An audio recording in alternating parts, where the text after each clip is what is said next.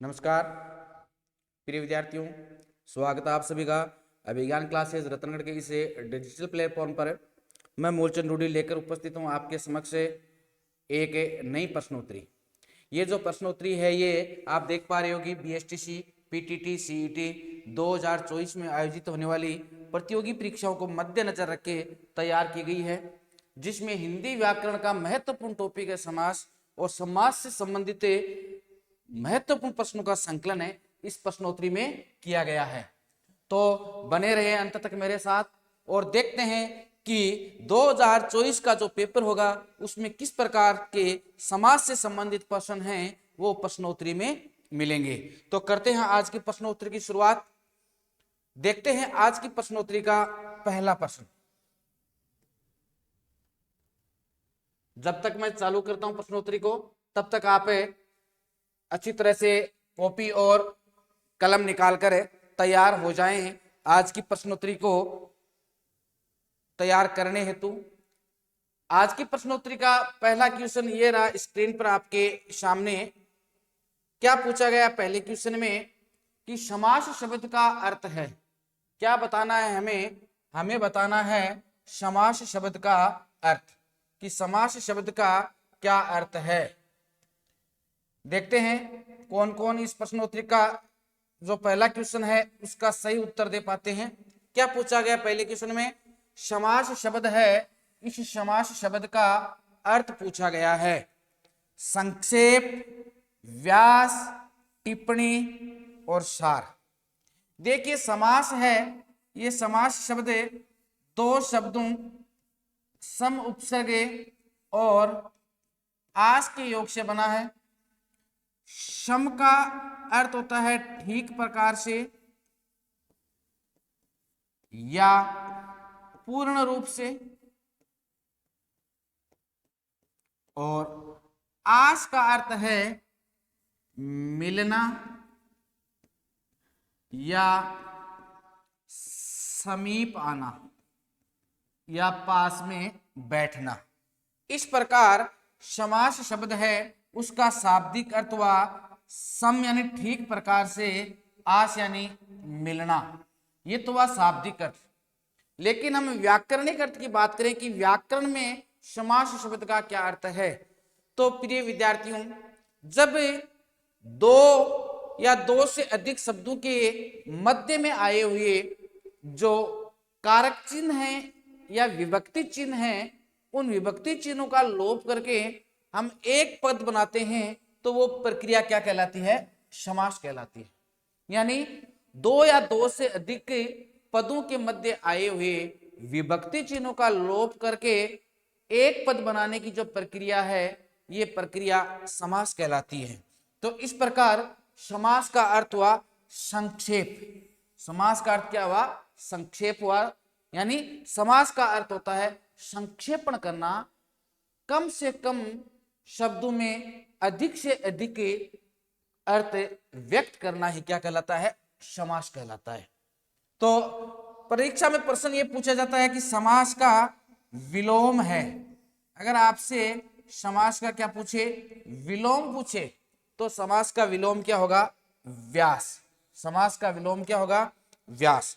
टिप्पणी का अर्थ होता है किसी भी कथन है या कोई तथ्य है उस पर जब लेखक के द्वारा पुनः विचार विमर्श किया जाता है तब उस पर टिप्पणी लिखी जाती है, उसे टिप्पणी या कहते हैं या टीका कहते हैं। और सार का अर्थ होता है सारांश या सार गर्भित अर्थ क्या कहलाता है, सार कहलाता है। इस प्रकार जो पहला क्वेश्चन है समास, तो समास का अर्थ क्या होगा, संक्षेप।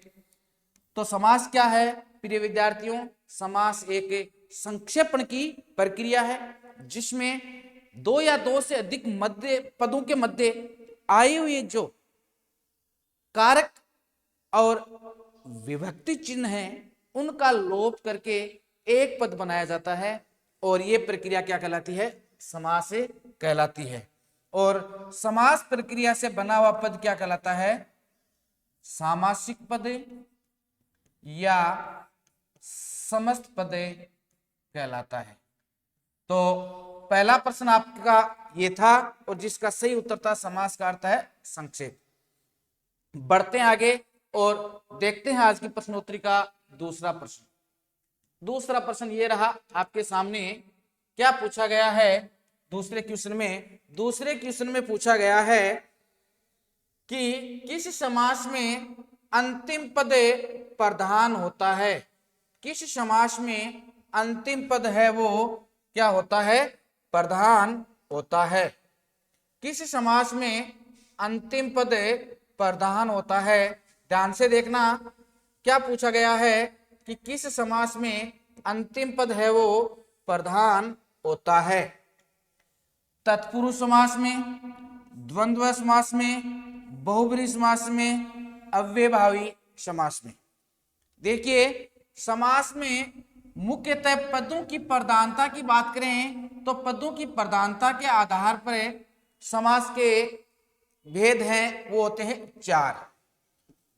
पूर्व पद या प्रथम पद प्रधान होता है, वो तो होता है आपका अव्ययी भाव समास। अगर बात करें दूसरे पद की, द्वितीय पद या उत्तर पद, द्वितीय पद या उत्तर पद प्रधान होता है, वो होता है तत्पुरुष समास। कौन सा समास होगा वो? तत्पुरुष समास। और दोनों पद प्रधान, या मैं कह सकता हूं कि सभी पद प्रधान किस में होते हैं? द्वंद्व समास में। और कोई भी पद प्रधान न होकर अन्य पद की प्रधानता होती है, अन्य पद की प्रधानता वो होती है किसमें? बहुव्रीहि समास में। तो पदों की प्रधानता के आधार पर समास के चार भेद किए जाते हैं: अव्ययी भाव समास, तत्पुरुष समास, द्वंद्व समास और बहुव्रीहि समास। तो किस समास का अंतिम पद, यानी अंतिम पद से यहां क्या तात्पर्य है? किस समास का उत्तर पद या द्वितीय पद प्रधान होगा? तत्पुरुष, द्वंद्व, बहुव्रीहि, अव्ययी भाव। तो हमने देखा कि जो द्वितीय पद है या उत्तर पद है वो किसका? तत्पुरुष समास होता है, उसका प्रधान होता है। तो दूसरे क्वेश्चन का सही उत्तर होगा तत्पुरुष समास, ऑप्शन ए। ठीक है, बढ़ते हैं आगे और देखते हैं आज की प्रश्नोत्तरी का ये तीसरा क्वेश्चन। ये रहा स्क्रीन पर आपके सामने तीसरा प्रश्न। क्या पूछा गया तीसरे क्वेश्चन में? तीसरे क्वेश्चन में पूछा गया है, तीसरे क्वेश्चन में पूछा गया है कि अधिकरण तत्पुरुष में, अधिकरण तत्पुरुष में होता है, पहला पद प्रधान होता है, दूसरा पद प्रधान होता है, दोनों पद प्रधान होते हैं, प्रथम एवं तृतीय पद प्रधान होते हैं। किसमें? अधिकरण तत्पुरुष में। देखिए, पदों की प्रधानता के आधार पर हमने पिछले प्रश्न में यह पढ़ा था कि पदों की प्रधानता के आधार पर समास के कितने भेद किए गए? चार भेद किए गए। पूर्व पद या प्रथम पद जिस समास का प्रधान होता है वो कहलाता है अव्ययी भाव। उत्तर पद जिसका या दूसरा पद प्रधान होता है वो होता है तत्पुरुष समास। जिस समास के दोनों पद प्रधान होते हैं वो होता है द्वंद्व समास। और जिस समास के कोई भी पद प्रधान न होकर अन्य पद की प्रधानता होती है वो कहलाता है बहुब्रीहि समास। तो यहाँ अधिकरण जो तत्पुरुष है उसमें कौन सा? दूसरा पद प्रधान होगा, क्योंकि अधिकरण तत्पुरुष है वो तत्पुरुष समास का एक भेद है। तत्पुरुष समास है, तत्पुरुष समास का एक क्या है? भेद है। तत्पुरुष समास के भी कर्म कारक को और अधिकरण कारक को छोड़कर कर्म कारक को और संबोधन को छोड़कर 6 भेद है वो माने गए। किसके? तत्पुरुष समास के। ठीक है, बढ़ते हैं आगे और देखते हैं आज की प्रश्नोत्तरी का ये प्रश्न संख्या 4। ये रहा स्क्रीन पर आपके सामने चौथा प्रश्न। क्या पूछा गया है चौथे प्रश्न में? देखना, चौथे क्वेश्चन में पूछा गया है पंचगंग, पंचगंग में कौन सा समास है? कौन सा शब्द दिया गया विद्यार्थियों? पंचगंग। दो शब्दों से मिलकर बना है पंच और गंग। पंचगंग में कौन सा समास है? बहुव्रीहि समास, द्विगु समास, अव्ययी भाव समास और अलुक तत्पुरुष समास। पंचगंग, पंच और गंग शब्द से मिलकर बना है पंच, और गंगा शब्द से मिलकर बना है पंचगंग। यानी पंच यानी पांच, गंगा यानी नदियां। अब ध्यान रखना, जहां भी अगर पूर्व पद है वो संख्यावाची है, पूर्व पद क्या है? संख्यावाची है, और आपका जो उत्तर पद है वो किसी नदी का नाम है, तो वह समास से किसमें माना जाएगा? द्विगु समास के अंतर्गत माना जाएगा। द्विगु समास है वो कर्मधारय समास का ही एक भेद माना जाता है, जिसमें पूर्व पद संख्यावाची होता है और उत्तर पद है वो संज्ञा पद होता है। तो इस प्रकार पंचगंग में कौन सा समास होगा? द्विगु। ध्यान रखना, कई बार हम कर देते हैं पंचगंग, पांच गंगाओं वाला है जो वह है, इस प्रकार से उसका विग्रह कर देंगे तो वह बहुब्रीहि समास में चला जाता है, जो कि सही नहीं है। पंचगंग, पांच गंगाओं का समाहार या समूह क्या कहलाता है? पंचगंग। तो सही उत्तर होगा द्विगु समास। ठीक है, बढ़ते हैं आगे और देखते हैं आज की प्रश्नोत्तरी का अगला प्रश्न। ये रहा स्क्रीन पर आपके सामने आज की प्रश्नोत्तरी का 5वां क्वेश्चन। क्या पूछा गया है 5वें क्वेश्चन में? ध्यान से देखिएगा। 5वें क्वेश्चन में पूछा गया है कि रेलगाड़ी शब्द का सही समास विग्रह है। किसका? रेलगाड़ी शब्द का सही समास विग्रह है। रेल और गाड़ी, पटरी पर चलने वाली गाड़ी, रेल से चलने वाली गाड़ी, रेल पर चलने वाली गाड़ी। ऑप्शंस हैं वो बिल्कुल मिलते जुलते हैं। ध्यान से देखना विद्यार्थियों, ये प्रश्न इसको आप मोस्ट लगा लीजिए। बहुत बार परीक्षाओं में ये पूछा गया है कि रेलगाड़ी शब्द है का सही समास विग्रह होगा। देखो, रेल, रेल किस भाषा का शब्द है? अंग्रेजी भाषा का शब्द है। पूछा जा सकता है रेल किस भाषा का शब्द है? अंग्रेजी भाषा का शब्द है। और रेल का अर्थ होता है पटरी। रेल का अर्थ क्या होगा? पटरी। और गाड़ी शब्द है वो देशज शब्द है। गाड़ी शब्द कौन सा शब्द है? देशज शब्द है, देसी भाषा का शब्द है। इस प्रकार रेल और गाड़ी से मिलकर क्या बनेगा? रेल पर चलने वाली गाड़ी। तो सही उत्तर होगा आपका ऑप्शन नंबर द। रेलगाड़ी शब्द का सही समास विग्रह क्या होगा? रेल पर चलने वाली गाड़ी। रेल और गाड़ी अगर कर दोगे तो वो तो चला जाता है किसमें? द्वंद्व समास में, जो कि गलत है। रेल और गाड़ी अलग अलग थोड़ी है। रेल और गाड़ी दोनों समान अधिकरण थोड़ी है, समान अधिकार थोड़ा ही रखते हैं। रेल पर चलने वाली गाड़ी है, उसे क्या कहा जाता है? रेलगाड़ी कहा जाता है। ठीक है, बात करें इसमें समास कौन सा है, तो देखो जहां पर कारक चिन्ह आ जाए, कौन सा कारक चिन्ह आ रहा है? पर और में कारक चिन्ह होते हैं तो वो समास होता है अधिकरण तत्पुरुष। कौन सा समास होगा विद्यार्थियों? अधिकरण तत्पुरुष समास होगा। तत्पुरुष समास का एक भेद है अधिकरण तत्पुरुष, जहां दो पदों के मध्य पर और में कारक चिन्ह आते हैं। ठीक है, तो ये था आज का अपना 5वां प्रश्न। बढ़ते हैं आगे और देखते हैं आज की प्रश्नोत्तरी का अगला क्वेश्चन। ये वो प्रश्न है जो आगामी आने वाली परीक्षाओं हेतु बहुत ही महत्वपूर्ण है। तो विद्यार्थियों ध्यान से देखना, क्वेश्चन संख्या 6 क्या कहता है? क्वेश्चन संख्या 6 कह रहा है कि तत्पुरुष समास में, सॉरी, तुलसीकृत शब्द में कौन सा समास है? कौन सा शब्द विद्यार्थियों? तुलसीकृत। तुलसीकृत शब्द है, उसमें कौन सा समास है? तुलसीकृत। अब देखो, जिस पद के साथ में कृत लग जाए, क्या लग जाए? कृत। तो कृत का अर्थ क्या होता है?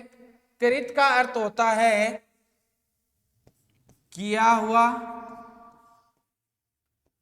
या बनाया हुआ। तो कृत, कृत यानी किया हुआ। तुलसीकृत, अब तुलसीकृत शब्द यानी तुलसी के द्वारा कृत, तुलसी के द्वारा किया हुआ क्या कहलाता है? तुलसीकृत। तो कारक चिन्ह दोनों के मध्य क्या आएगा? यानी हम इसका विग्रह करेंगे तो विग्रह होगा तुलसी द्वारा कृत। तो दोनों पदों के मध्य कौन सा कारक चिन्ह आ रहा है? द्वारा। जहां द्वारा और से कारक चिन्ह आ जाएं, द्वारा और से क्या है? ये कारक चिन्ह है। ये कारक चिन्ह जहां आ जाएं तो वहां कौन सा होगा? कर्ण तत्पुरुष समास होगा। कौन सा होगा विद्यार्थियों? कर्ण तत्पुरुष समास। देखो ऑप्शन में कर्ण तत्पुरुष समास, कर्म तत्पुरुष समास, संप्रदान तत्पुरुष समास और अपादान तत्पुरुष समास। कर्ण तत्पुरुष समास है वो इसका सही उत्तर होगा, क्योंकि क्या आ रहे हैं? द्वारा और से कारक चिन्ह आते हैं, वहां कर्ण तत्पुरुष होता है। कर्म तत्पुरुष किस में होता है? जहां को कारक चिन्ह आए वहां कर्म तत्पुरुष माना जाता है। संप्रदान तत्पुरुष में के लिए और को, ये जो कारक चिन्ह आते हैं वहां संप्रदान तत्पुरुष होता है। अपादान तत्पुरुष जहां से है उसका अलग होने के अर्थ में प्रयोग हो या दो के मध्य तुलना की जाती हो, वहां कौन सा होता है? अपादान तत्पुरुष समास से होता है। तो छठा प्रश्न है, उसका सही उत्तर होगा तुलसीकृत शब्द में कौन सा समास है? कर्ण तत्पुरुष समास है। बढ़ते हैं आगे और देखते हैं आज की प्रश्नोत्तरी का अगला क्वेश्चन। क्वेश्चन नंबर 7 ये रहा स्क्रीन पर आपके सामने। क्वेश्चन नंबर 7 क्या पूछा गया? 7वें क्वेश्चन में, 7वें क्वेश्चन में पूछा गया है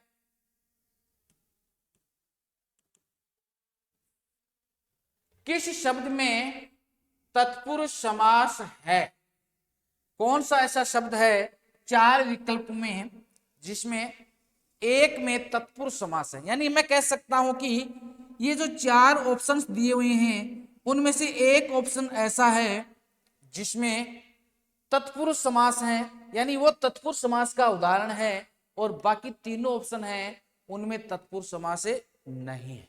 देखना, महादेव, महान है जो देव। कौन है महादेव? शिव। अन्य अर्थ निकल रहा है, इसलिए कौन सा समास होगा? बहुव्रीहि समास होगा।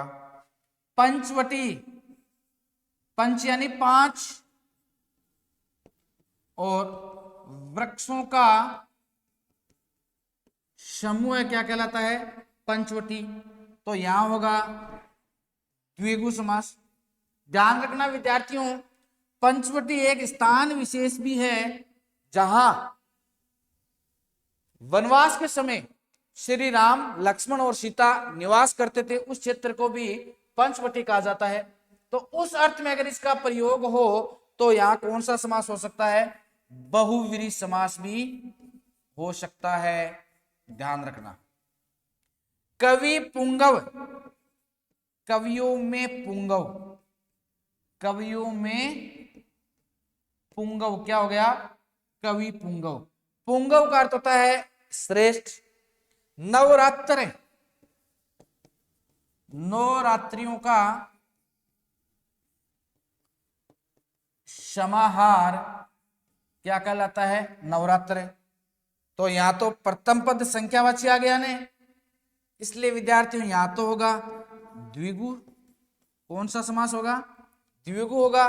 तो निश्चित रूप से तत्पुरुष समास का उदाहरण कौन सा होगा?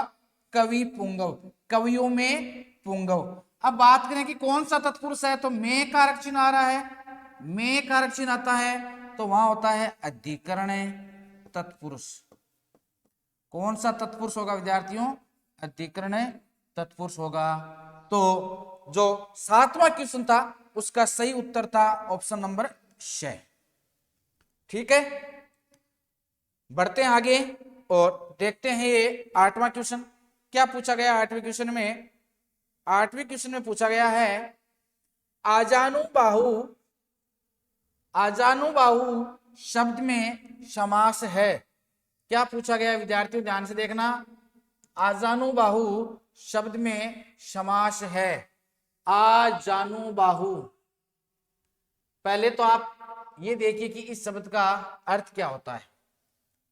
जानू, ये वो जानू नहीं है जो सपने में आती है या जो आपके लिए रील बनाती है, नहीं।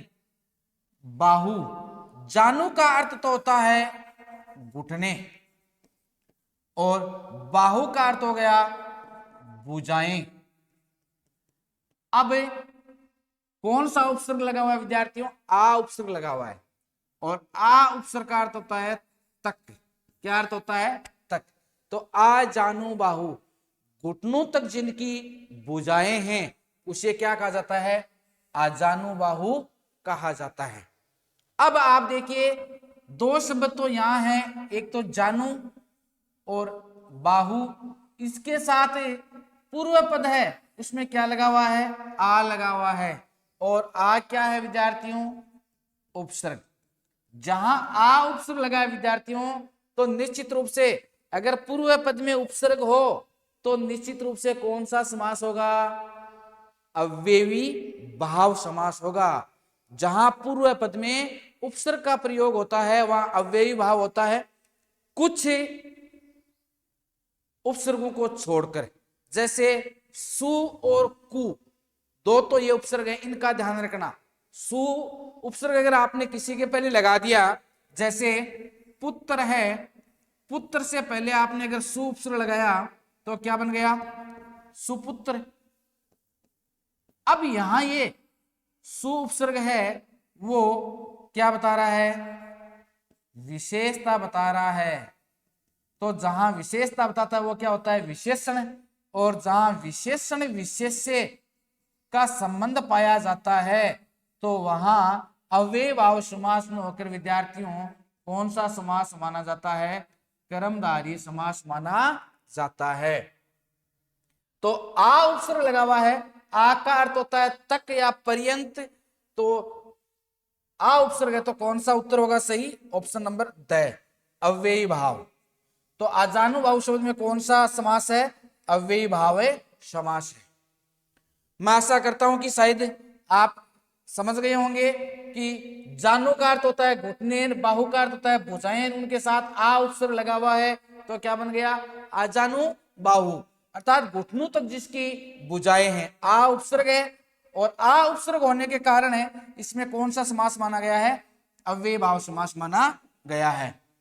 बढ़ते आगे और देखते हैं आज की प्रश्नोत्तरी का प्रश्न संख्या 9।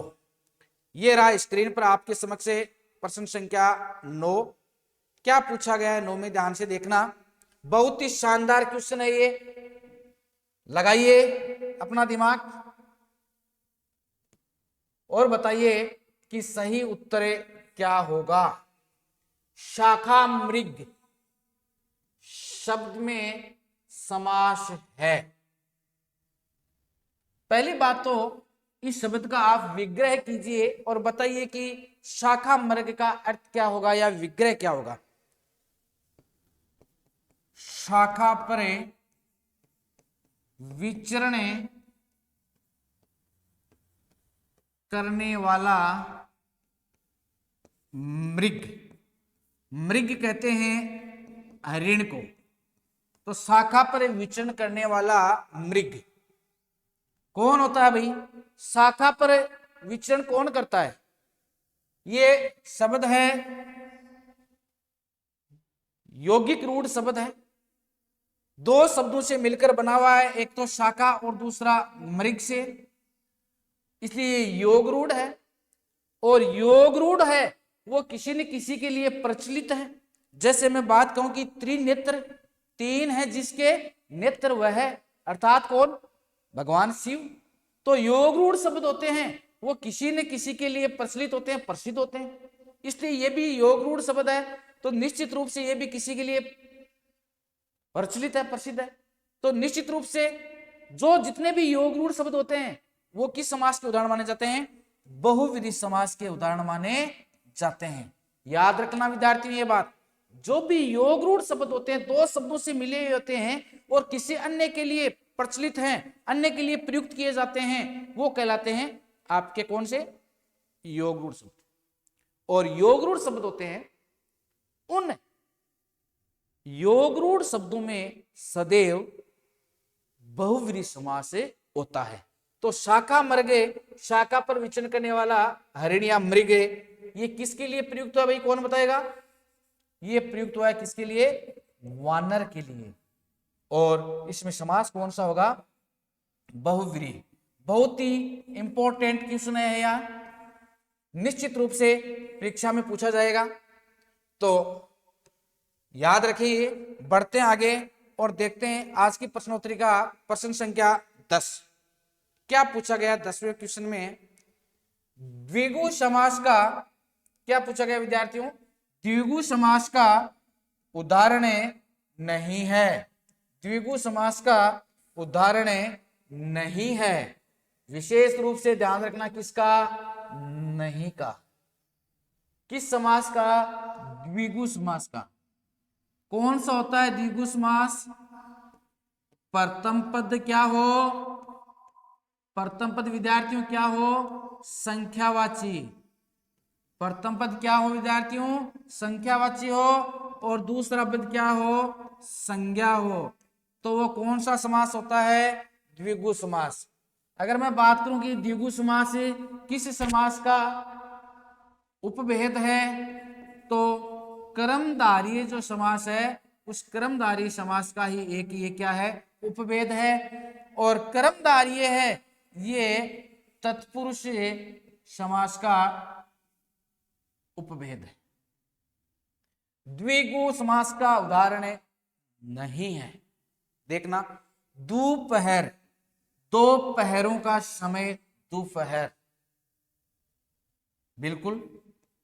चौराहा, चार राहों का समाहार, जहां चार राहें एक दूसरे के आपस में आकर मिलती हो, काटती हो, जिसको कहा जाता है चौराहा। त्रिकाल, तीन कालों का समाहार। दशानन, 10 हैं जिसके आनन। अब मैं शायद समझ सकता हूं कि अब आप उत्तर तक पहुंच गए होंगे और निश्चित रूप से आप उत्तर दे पाओगे, क्योंकि दशानन शब्द है ये किसके लिए प्रयुक्त होता है? योग रूढ़ शब्द है। और ये किसके लिए प्रयुक्त होता है विद्यार्थियों? रावण के लिए प्रयुक्त होता है। तो दशानन शब्द में कौन सा समास है? बहुव्रीहि समास है। तो यही उदाहरण है वो किसका समास का उदाहरण नहीं माना जाएगा? द्विगु समास का उदाहरण नहीं माना जाएगा। तो 10वें प्रश्न का सही उत्तर होगा ऑप्शन संख्या 4। ठीक है, बढ़ते हैं आगे और देखते हैं आज की प्रश्नोत्तरी का प्रश्न संख्या 11। ये रहा 11वां प्रश्न स्क्रीन पर आपके लिए। ध्यान से देखना, बहुत ही अच्छा क्वेश्चन है। अंशुमाली सामासिक पद में कौन सा समास है? क्या पूछा गया है विद्यार्थियों? जो अंशुमाली शब्द है उसमें कौन सा समास है? अंशुमाली। तत्पुरुष समास, कर्मधारय, बहुव्रीहि, अव्ययीभाव समास। बताइए अंशुमाली का अर्थ क्या होगा? अंशु किसे कहते हैं? अंशु, अंशु कहा जाता है किरणों को, और माली यानी माला, अर्थात अंशुओं की किरणों की माला है जिसके वह। अब आप देख पा रहे होंगे कि ये कौन सा शब्द है? ये योग रूढ़ शब्द है, दो शब्दों से मिलकर बना हुआ है और किसी अन्य के लिए प्रयुक्त हो रहा है। अंशुमाली किरणों की मालाएं हैं जिसके, या किरणों का माली है, स्वामी है जो वह अंशुमाली। किसके लिए प्रयुक्त होता है विद्यार्थियों अंशुमाली? अंशुमाली शब्द है वो सूर्य के लिए प्रयुक्त होता है। किसके लिए? सूर्य के लिए। किरणों का मालिक या किरणें ही जिसकी मालाएं हैं वो कौन होता है? सूर्य। तो अब आपको पता होना चाहिए योग रूढ़ शब्द है, ये सूर्य के लिए प्रयुक्त होता है, अर्थात अन्य अर्थ निकल रहा है, अन्य अर्थ की प्रधानता है, तो कौन सा समास होगा? बहुव्रीहि समास। तो 11वें प्रश्न का सही उत्तर होगा श, बहुव्रीहि समास। बढ़ते हैं आगे और देखते हैं आज की प्रश्नोत्तरी का प्रश्न संख्या 12। क्या पूछा गया है 12वें क्वेश्चन में? देखिए, किस सामासिक पद का विग्रह सही नहीं है? बहुत ही शानदार प्रश्न है ये, ध्यान से देखना। समस्त पद दिया गया है और उसका समास विग्रह किया गया है। आपको बताना है कि किस सामासिक पद का विग्रह सही नहीं है। आशा अतीत, आशा को अतीत करके, त्रिभुवन तीनों भुवनों का समाहार, दही बड़ा, दही और बड़ा, दाल रोटी, दाल और रोटी। इस तरफ क्या दिए गए हैं? समस्त पद। ये क्या है विद्यार्थियों? ये क्या है? समस्त पद हैं। और ये इधर समस्त पदों का क्या किया गया है? समास विग्रह किया गया है। अब आपको बताना है कि किस पद का समास विग्रह सही नहीं है।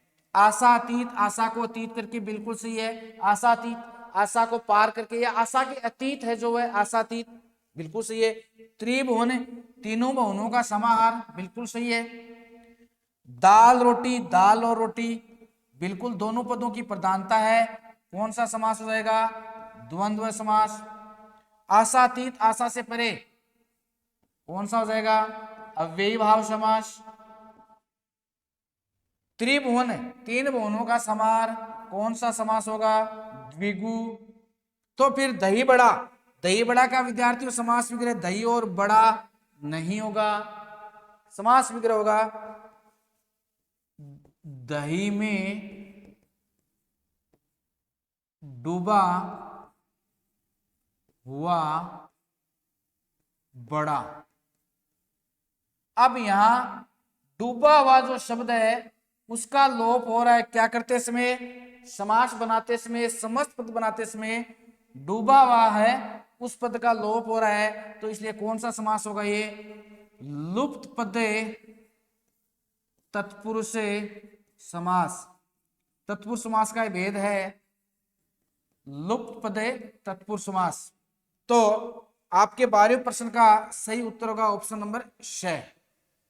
ठीक है, बढ़ते आगे और देखते हैं अगले क्वेश्चन को। क्या पूछा गया है अगले क्वेश्चन में?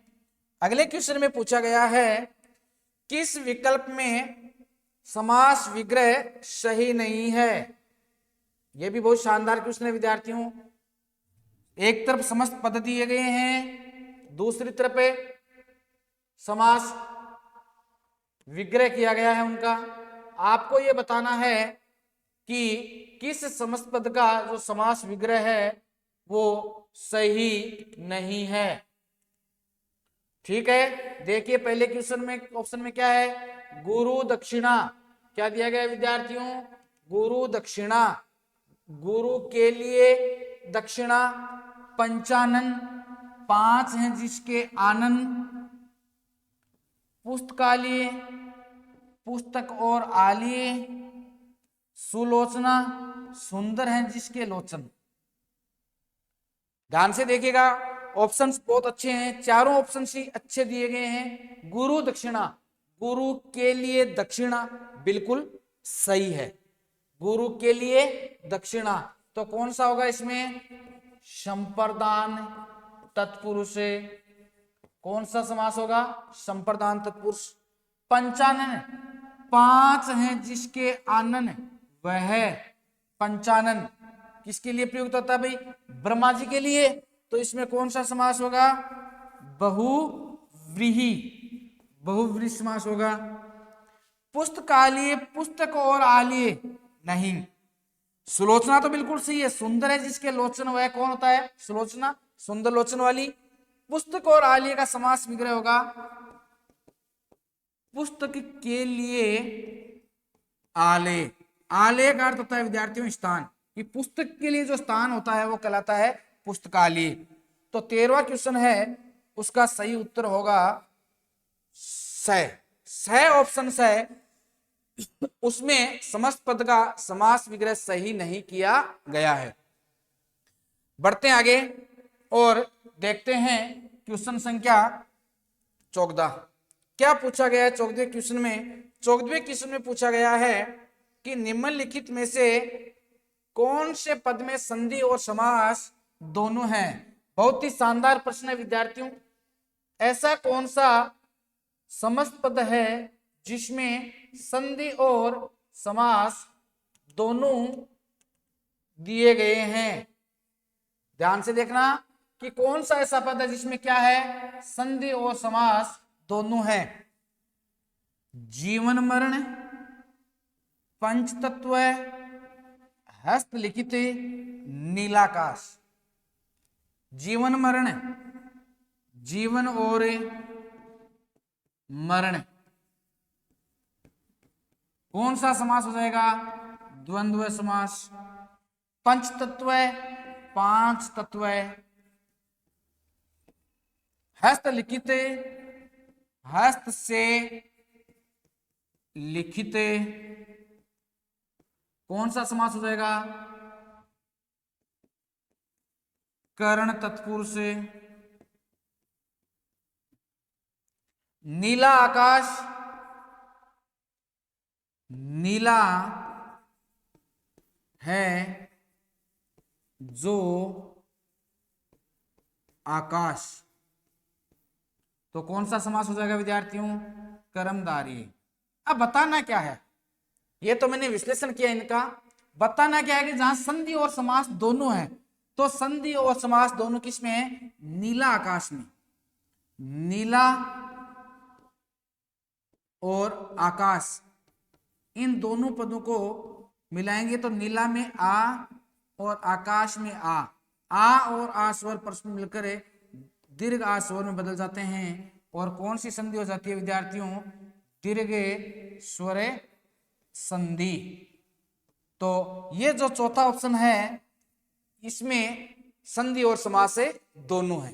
ठीक है, और बढ़ते हैं आज की प्रश्नोत्तरी के अंतिम प्रश्न की ओर। आज की प्रश्नोत्तरी का अंतिम प्रश्न यह रहा आपके लिए कि सेवार्थ शब्द में समास है। सेवार्थ शब्द में समास है।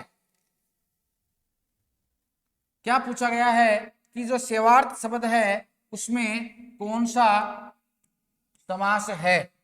सेवार्थ दो शब्दों से मिलकर बना है, सेवा और अर्थ। बात करूं संधि की तो प्रिय विद्यार्थियों कौन सी संधि होगी? दीर्घ संधि होगी। अब आपको बताना इस शब्द में समास कौन सा है? द्विगु समास है, द्वंद्व समास है, संप्रदान तत्पुरुष समास है, या अव्ययी भाव समास है। सेवार्थ का अर्थ होता है सेवा के लिए अर्थ। अब ध्यान से देखना आप, इस अर्थ के आधार पर अगर हम चलें तो कौन सा कारक चिन्ह आ रहा है विद्यार्थियों? के लिए। और जहां के लिए कारक चिन्ह होता है तो वो कौन सा समास होता है? संप्रदान। कौन सा होगा? संप्रदान। लेकिन नहीं। ध्यान रखना, जहां पर भी अर्थ शब्द का प्रयोग द्वितीय पद में किया जाता है, अर्थ शब्द का प्रयोग द्वितीय पद में किया जाता है, वहां संप्रदान नहीं होकर कौन सा समास, अव्ययी भाव समास माना जाता है। जैसे ज्ञानार्थ है, धर्मार्थ है, परमार्थ है, ऐसे उदाहरण भी आपको मिलेंगे। उन सभी उदाहरणों में विद्यार्थियों कौन सा समास होगा, अव्ययी भाव समास होगा।